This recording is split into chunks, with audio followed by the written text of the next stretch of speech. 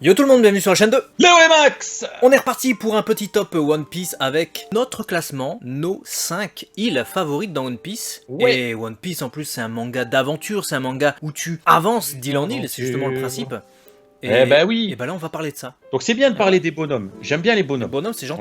On aime bien les bonhommes. On aime bien Mais les à un bonhommes. moment donné, est-ce ça que va. ce qui ne fait pas justement toute la richesse d'une œuvre, c'est pas comme tu viens de le dire, le voyage, les îles et toute la magie et la singularité que justement peuvent avoir toutes ces îles visitées. Et on va du coup commencer. Elles sont pas crescendo, hein. C'est pas parce qu'on commence par celle-là qu'elle est préférée ou pas préférée par rapport à la dernière. On te donne les 5 sur lesquels on est d'accord tous les deux qu'on a préféré. Et on va commencer par quelque chose de très céleste. Ah ouais. On va partir sur on va pas chez Skippy, mais on va sur Skypiea. Voilà. Skypiea, effectivement, l'île céleste, là où on rencontre le dieu Ener, cette île au-dessus des nuages, qui était un mythe pour certaines personnes qui n'y croyaient pas. Et finalement, Luffy et son équipage y sont allés. Elle est dans notre classement parce que c'est une île, en fait, où on rêverait d'aller. C'est typiquement une île au-dessus des nuages. Il y a des arbres au-dessus des nuages, il y a de la terre au-dessus des nuages. C'est la jungle, en plus. C'est un environnement vraiment cool à visiter. C'est un peu onirique. Franchement, c'est onirique, c'est le rêve. Elle est vraiment incroyable cette île parce que je me rappelle que quand on y était arrivé, déjà le fait d'y arriver avec ce bateau qui est totalement à la verticale, où tu sais que tu dois aller à 10 000 mètres d'altitude, déjà je me rappelle que quand on était en direction d'eux, je rêvais déjà. J'étais conditionné. C'est pas une chanson ça, je rêvais déjà. Ah, je rêvais déjà, je rêvais d'un temps. Je sais pas, dis Jean de haut si t'as l'information. Je me voyais déjà. Ouais.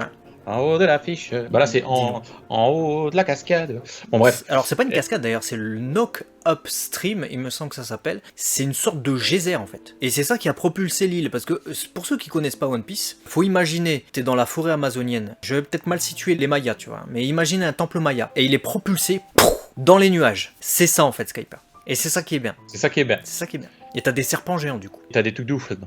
Et t'as vraiment des trucs. Parce que ce qu'il faut savoir aussi, c'est que Skypiea elle est divisée en plusieurs parties. Ouais. Alors il y a certaines parties qui sont accessibles aux citoyens, d'autres qui ne le sont pas parce que c'est censé et c'est considéré comme le territoire de Dieu, de ses prélats. Et du coup, donc tu as Upper Yard. Voilà, est-ce que tu peux me remettre ça en boucle? Je suis après là. Hein. Après t'as l'endroit où vivent les anges. Oui. T'as plein de trucs, frère. La maison de Ganfort. La maison de Ganfort, c'est pas ce que je préfère. Ce que je préfère vraiment, moi, c'est la plage.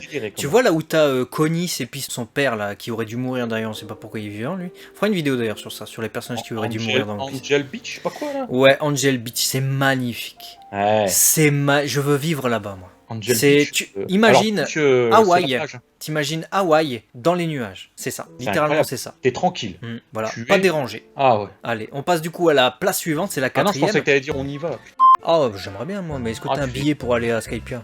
On finit la vidéo et on se casse après. Allez, vas-y. Allez. Après, deuxième place. Écoute, on va laisser les nuages de côté et on va partir sur un endroit où on mange les nuages. Allez. Le molletonné. Le chemin du serpent dans Dragon Ball. Presque. Mais c'est pas ça, on va apporter un peu de couleur, on va apporter un peu de vie, même dans les gâteaux, avec des gâteaux qu'il faut...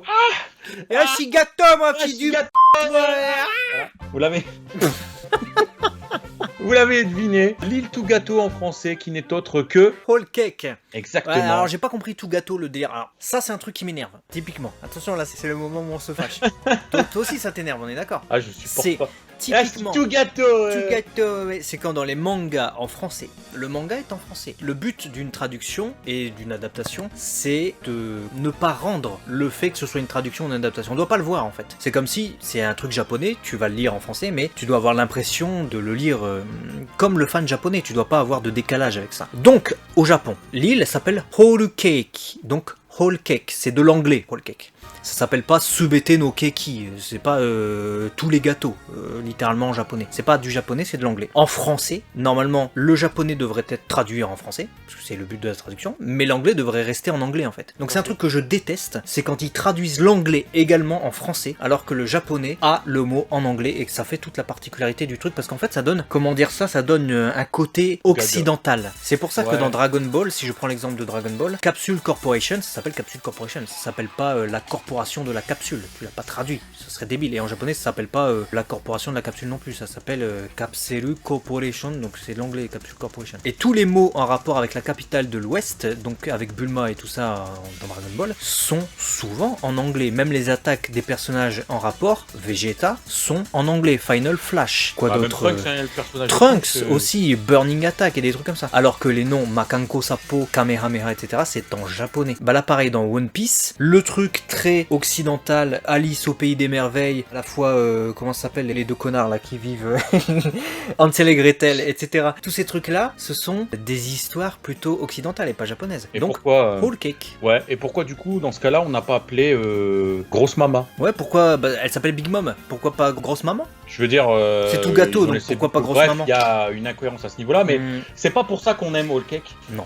Mais c'était important, t'as vu la grosse divagation qu'on a fait, hein, quand même. Ouais, on est passé sur une autre île. Ça me tient à cœur, hein, ce truc-là. Mais ouais, Whole Cake parce que très onirique, très coloré, très festif. Quand tu es à Whole Cake, tu retombes en enfance, en fait. Ça te laisse place à la magie, le rêve. T'as des arbres qui parlent, t'as des fleurs qui chantent, t'as des pommes qui prennent vie, t'as des flancs qui prennent vie, t'as des bonbons. Une forêt tout entière. Hein. C'est très festif, c'est très coloré, c'est très joyeux. C'est justement un parallèle énorme au caractère de Big Mom, et c'est ça qui est excellent. Tu le disais souvent, effectivement, ça te fait fortement penser à Alice au Pays des Merveilles. Ouais, bah surtout quand ils sont dans le Seducing Woods. Et j'aime bien justement toute cette ambiance, à la fois tu disais avec les homies, hein, qui sont les arbres qui parlent, les plantes qui parlent, les gâteaux, etc. Mais à la fois aussi les tenues des personnages, que je trouve extrêmement décalées par rapport au reste de l'aventure de One Piece. J'adore en fait. Je pense que c'est l'île que j'apprécie le plus en termes d'univers, peut-être de tout One Piece. Et un truc que j'aimerais ajouter, qui n'a pas rêvé de manger une maison en chocolat. C'est vrai. Non, vraiment, Whole Cake, elle possède, pour moi,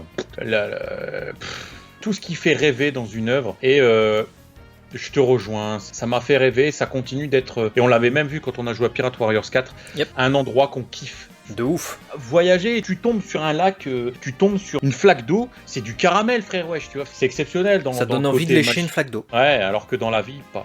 Non. Et du on va donc passer à la troisième île qu'on aime beaucoup, et celle-ci est beaucoup plus d'actualité. Ah bon? Bah dis donc. Alors on pourra pas beaucoup en parler, hein, puisqu'il y a l'animé et le manga One Piece, hein, qui continuent d'être diffusés, de sortir, etc. On est actuellement à l'arc Wano Kuni, et c'est une île typiquement japonaise, en fait, inspirée du Japon féodal, notamment de l'ère Edo, etc. Il y a beaucoup de références aussi à tout ce Japon, à tout cet univers, et tout le style traditionnel japonais, en fait, se ressent à travers cette île, que ce soit dans les habitations, que ce soit dans les décors, avec les arbres, avec les montagnes, que ce soit même avec les animaux, etc. C'est extrêmement empreint de toute cette culture japonaise de plusieurs siècles. On adore. Franchement, ça dépayse. Pour nous occidentaux, ça dépayse totalement, et c'est tout ce qu'on aime aussi dans la culture japonaise. Ouais, ça reprend les us et coutumes traditionnels qu'on peut retrouver au Japon. Quand on aime le côté, tu vois, tu vas à Tokyo, c'est super futuriste, tu vas à Kyoto, tu retrouves ces traditions, ce Japon presque féodal et toutes ces choses-là. Et là où Oda a été très fort, je trouve, c'est que Wano est divisé en régions. Ouais. Et au sein des régions, t'as la capitale des fleurs, t'as Kuri, t'as Kibi, t'as Lingo, Hakumai, etc. T'as même Onigashima, hein, vous comprendrez pourquoi. Chaque région, il y a Kudon aussi, je crois que j'ai oublié. Chaque région est empreinte d'une singularité hyper forte. T'es à la capitale des fleurs, t'as compris. Voilà, tu sais qu'il y a le Shogun, tu sais qu'il y a Orochi, etc. T'as compris. Tu sais où t'es. T'arrives à Kuri, t'as une autre ambiance. T'as des châtaignes. T'arrives à Kibi, c'est une décharge d'Odos, tu vois. Ils sont pauvres à certains endroits. Et tout est comme ça, sectorisé. Tu te retrouves dans des zones hyper industrialisées quand t'arrives à Udon, parce que t'as la mine des prisonniers qui s'y trouvent et tout. C'est exceptionnel, en fait. T'as l'impression d'être dans l'histoire du Japon dans One Piece, en fait. Ouais, c'est ça. En plus, il y a un parallèle avec l'industrialisation, avec la pollution et tout ça qui est très important. Lisez vraiment le manga One Piece. Alors, même si l'arc Wano Kuni est très très bien pour ce qu'on en a pour le moment en animé, je vous conseille vraiment le manga. Le manga One Piece, c'est quelque chose. Ah ouais, c'est quelque chose. C'est un truc de ouf. La place suivante. La place suivante, écoute, je vais la laisser en dernier. Parce que je vais inverser. Voilà, peu importe, de toute façon, les gens ne savent pas et moi je sais pas non plus. Donc en gros, ça change strictement rien. Je balance, allez. J'ai envie de dire que la 4ème place du classement, c'est une île luxueuse avec des palmiers, une piscine, un grand château de style anglais à l'aspect d'un manoir. J'ai noté Dressrosa, monsieur. Oui, monsieur. Dressrosa, c'est un style anglais, je sais pas. Alors, la ville est inspirée de Barcelone. Le château, je t'avoue, je m'en souviens à peine. Si, je te confirme. À l'époque, j'avais regardé un truc parce qu'il m'avait interloqué ce château et j'avais vu que apparemment, je dis bien apparemment, si vous êtes spécialisé en architecture, merci de confirmer. confirmer, me dire ou de m'engueuler dans les commentaires. Il paraît que ça s'inspire du style anglais, mais qu'effectivement toute la ville est plutôt barcelonaise. Barcelonaise, on dit. Ah oui, Bah, barcelonaise. de C'est Barcelone. Et ouais, Dressrosa avec, pas pour sa birdcage, c'est surtout pour ses environnements divers, parce que t'as le château comme tu l'as dit, t'as un parterre de Himawari, donc des tournesols, Magnifique château. qui sont géniaux, ils sont très beaux, t'as tout ce champêtre. parterre de fleurs, c'est champêtre, tu l'as dit, c'est très agréable, et c'est la cour, c'est vraiment l'ambiance royale avec voilà tout ce terrain. Et en bas, t'as tous les manants qui sont dans la ville, notamment les jouets, et ça apporte beaucoup aussi d'ailleurs à Dressrosa. C'est-à-dire que ça s'inspire de Barcelone, t'as toutes ces habitations qui ont des formes un peu particulières. Les bâtiments sont plutôt blancs de manière générale, mais le sol est plutôt rouge, orange, rose, et des trucs comme ça. Et il y a cette ambiance hispanique, et en même temps... Corrida. Il y a le Colisée qui est inspiré du Colisée de Rome. Pour l'avoir visité, je peux vous dire que c'est quasiment le même. Là, il y a des grosses inspirations méditerranéennes. Oda, il mixe les trucs quand même agréablement. Et en plus de ça, à un moment donné, t'as la forêt, là où il y a les tontatas, ou les tontatas. Moi, je dis tontata, toi, tu peux dire tontatas, tu fais ce que tu veux. Si t'es une tatas, bah, tu peux dire que c'est le tontatas. Moi, je dis que c'est la tata, parce que à côté, il y a l'oncle. Donc moi, c'est le tontata. Et il y a une forêt avec les tontatas, et t'as une sorte... Enfin, t'as la mer, en fait. Ça crée une sorte de jungle légèrement différente des autres jungles qu'on a vu quand même ailleurs, notamment Jaya ou encore Skypiea. Donc Oda a encore créé un univers riche et différent avec cette île. C'est incroyable en fait parce que ça fait partie de ces îles qui, une fois que tu es dedans, c'est pas que tu oublies ce qu'il y a t'as plus envie d'en sortir. Ailleurs, c'est que t'as presque pas envie d'en sortir. Moi j'ai envie de danser du flamenco avec Violette là. C'est ça, c'est exactement ce que t'as envie de faire et puis t'as envie de collectionner aussi. Je pense que tu vois, Dressrosa il fait appel à notre esprit de voyageur collectionneur avec les jouets. On a Holkek qui fait appel à notre esprit de fin gourmet. Voilà, mais donc, oui, je suis un fin gourmet. Wano, notre esprit fan de culture nippone. En fait, ils ont tous un. C'est ça. Si t'es fan de katana, tu dois aimer Wano aussi. Ouais, mais c'est génial, vraiment c'est génial. Et en plus de ça, l'histoire avec cette usine de Smile, qui sont toutes les nains qui sont forcés à travailler, à produire ces fruits. C'est horrible en fait, derrière tout cet aspect très bucolique, peut-être, je sais pas. T'es bucolique, toi? Tu te sens bucolique? Le bucolisme, le bucolisme, j'aime bien. Et la dernière place, je pense qu'on est... Fan. Très fan, très fan. On est absolument, totalement d'accord sur cette première place pour nous, dans nos cœurs. C'est un univers cinématographique, extrêmement empreint de toute cette littérature du début du XXe siècle, en fait, finalement, qui a germé, qui a créé, du coup, les films qu'on a vus, Frankenstein, Mommy, les monstres des films des années 30, 40, 50, Dracula, tout ça. C'est, du coup, Thriller Bark. Je pense assurément que c'est mon lieu préféré. Vous savez déjà que j'adore tout ce qui est film d'horreur, voilà, tout cet univers film de base. Cul aussi, ça. Alors ça, je l'ai pas dit, mais peut-être, on ne sait pas. Tu sais pas. T'aimerais bien savoir, mais je te dirai pas. J'aime ce côté horreur, etc. J'ai toujours été fasciné par le côté paranormal depuis tout petit. Squelette. Mes deux fêtes préférées, c'est Noël et Halloween. J'adore cette ambiance. Pourquoi, je sais pas, mais j'adore ça. Je suis très fasciné par ça. Il me ferait Thriller Bark.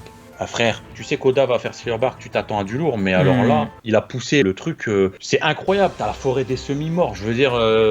Moi, elle me fait délirer cette forêt, c'est justement, Oda, il a réussi à créer une ambiance dark, glauque, etc. dans l'univers de One Piece, qui n'est pas facile, parce que c'est quand même un manga où t'as souvent du délire, etc. Mais qu'est-ce qu'il fait en fait? Il le parodie. Donc il fait des parodies avec les zombies, il fait des gags où le fille pense que c'est un vieillard en bandelette, t'as les zombies qui courent, enfin toutes les vannes du début de Thriller Bark quand il débarque et qui tombe nez à nez avec les morts vivants sont hilarantes. Ça fait partie de mes vannes préférées de tout One Piece. Et en plus de ça, toute l'ambiance avec le carrosse qui rappelle un peu, tu vois, Cendrillon, mais en mode...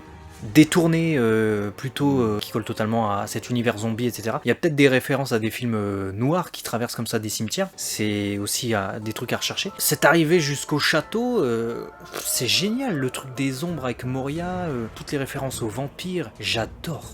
Et c'est magnifique parce que t'as tous les codes de ce qu'on aime dans ce que tu parlais tout à l'heure, le cinéma d'horreur de cette époque, c'est-à-dire que t'as les cimetières, on reprend les forêts qui font un peu flipper, le manoir, cette énorme cathédrale là, de style gothique, limite on dirait Notre-Dame, tellement c'est empreint justement un peu comme le bossu Notre-Dame, tu vois, où tu vois quelque chose d'assez tu vois, c'est les gargouilles, etc. machin, donc c'est assez sombre, c'est super intelligent d'avoir mis ça. Des pièces secrètes aussi.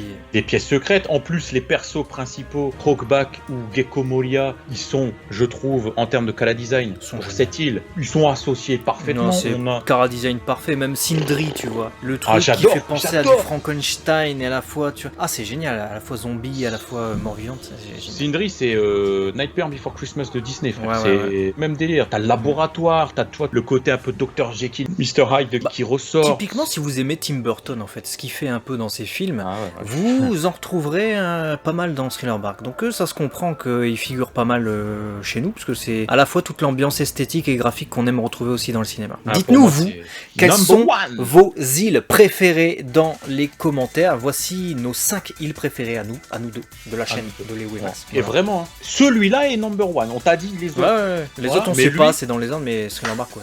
Et il y a même, je pense, une petite inspi famille Adams, je pense aussi indirectement. dans tout ce Ouais, bazar. ouais, carrément. Donc, Bah notamment franchement, Rookback, Thriller- Rookback qui fait penser à comment il s'appelle le mec dans la famille Adams. L'oncle, je sais plus comment il s'appelle. l'oncle Fétide. Non, pas Fétide, c'est pas l'oncle. Dites-nous dans les commentaires. Je sais plus. On va le savoir, je suis sûr avec vous, on va le savoir. Merci en tout cas à tous ceux qui ont partagé la vidéo, c'est très important pour nous. C'est vrai qu'il y a des beaux lieux à découvrir. Dites-nous quel lieu vous aimeriez visiter, voilà, dans One Piece. Quelle île? Après, Thriller Bark, c'est pas la plus accueillante, mais. Non, mais c'est stylé. C'est là où je. Si tu veux faire une petite soirée night, comme ça, en mode frisson, Mais c'est bien. pas mal. A très vite sur la chaîne 2. Le Max. À la prochaine. Allez, ciao.